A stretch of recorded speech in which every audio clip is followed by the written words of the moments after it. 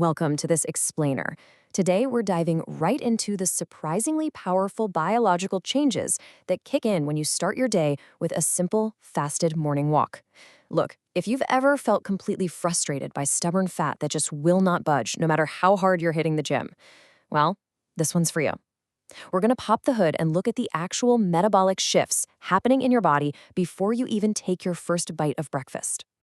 I mean, just picture it. You step out the door before breakfast. The world's still quiet, the air is crisp, and you're not out there to crush some grueling, exhausting workout. You're literally just taking a quiet walk. But right beneath the surface, you are quietly flipping this massive metabolic switch that dictates exactly how your body is going to process energy for the rest of the day. All right, section 1, this stubborn belly fat mystery.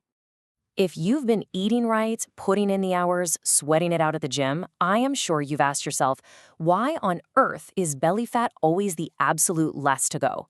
It feels like no amount of discipline makes a dent, right? It's incredibly demotivating. But here's the thing. Science shows us it's really not a lack of willpower on your part. It actually just comes down to how completely different types of fat function inside your body. So unlike subcutaneous fat, the squishy stuff sitting right under your skin that's relatively easy for your body to burn for energy, deep visceral belly fat is a whole different beast. This fat surrounds your organs, it's locked away tight, and it is heavily controlled by hormonal signals, like insulin and your stress hormone cortisol. Basically, it needs an entirely different biological environment if you want to burn it. Moving on to section 2, changes in a fasted body. Okay, so after a full night's sleep, your internal environment is actually beautifully primed for fat loss. Think about it. While you're sleeping for those 7 or 8 hours, your body is slowly depleting its stored carbohydrates, which are known as glycogen. These are typically stashed away in your liver and muscles just to keep your organs running, your blood pumping, and your brain active while you're passed out. So by the time your alarm goes off, your body is naturally hunting for a new energy source. And because you've been fasting all night, your insulin levels are incredibly low right now. This kicks off a really fascinating biological chain reaction. Your body basically realizes, hey, there's no food coming in right now. So instead, your fat cells start releasing fatty acids directly into your bloodstream. And as you start walking, your working muscles eagerly snatch up those fatty acids and burn them for energy. Boom, you've successfully created a fat-burning environment. Which brings us to section 3, time and intensity for burning. Now, hold on. Before you rush out the door for a quick 5-minute stroll around the block, we've got to talk about the parameters here. See, it takes time for your metabolism to fully shift away from that leftover glycogen and actually transition into relying on fat. A quick 5-minute walk feels great, sure, but biologically speaking, exercise physiologists actually recommend aiming for about 30 to 45 minutes to really lock into that fat-burning mode. And whatever you do, don't make the mistake of sprinting or pushing yourself too hard. A brisk, conversational-paced walk where your heart rate is just slightly up, that is the sweet spot for steadily burning fat. If you push into extreme high-intensity exercise, your body actually panics. It needs energy fast, so it immediately switches back to burning easily accessible carbohydrates instead of tapping into those stubborn fat stores. So keep it moderate, folks. All right, on to section 4, the morning habit killing results. Pay attention here because this is probably the absolute most critical part of this entire explainer. We're talking about a surprisingly common mistake that will literally kill your results before you've even tied your shoes. Imagine 2 people. Person A wakes up, chugs some water, and walks fully fasted, tapping directly into stored fat. Awesome. Meanwhile, person B decides to have a seemingly harmless sweet latte, or maybe just one little biscuit before heading out. Well, despite walking the exact same distance and burning the same amount of calories, person B has completely shut down their fat-burning process. So what's the biological culprit behind this dramatic difference? It's a hormone called insulin. You can think of insulin as your body's ultimate storage hormone. Literally, the second that sugar or carbohydrates enter your blood, your insulin spikes to transport that energy to your cells. And when insulin goes up, it instantly signals your body that fuel is incoming from the outside, and it completely, 100%, shuts down the release of your stored belly fat. Let's pivot to section 5, power of water and coffee.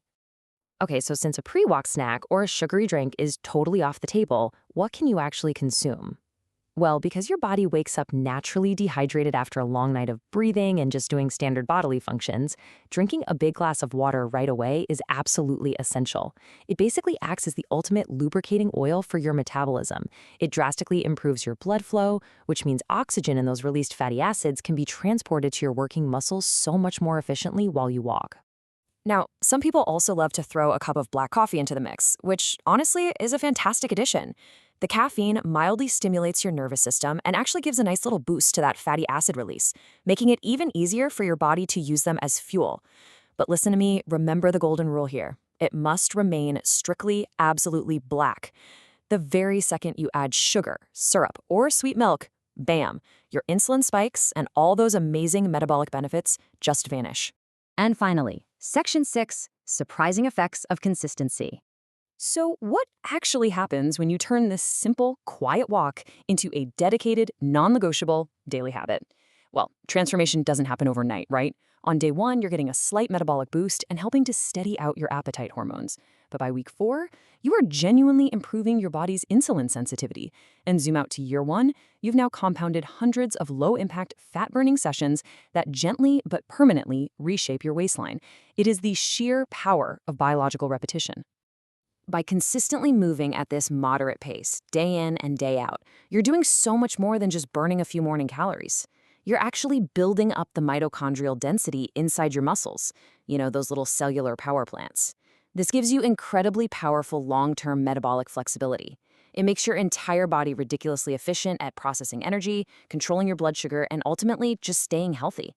Ultimately, look, we all know spot reduction, the idea that you can target fat loss in one specific area, is a complete myth. But your visceral fat is highly metabolically active, so as your overall metabolic health improves through this daily consistency, that stubborn belly fat is naturally going to begin to shrink, and probably a lot faster than you might expect.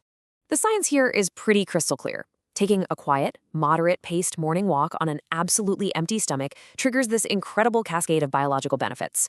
But knowing what we know now about how drastically a single sip of sugar can completely alter your metabolism and instantly shut down your fat burning, it leaves us with one big question. What will you choose to drink before your walk tomorrow morning?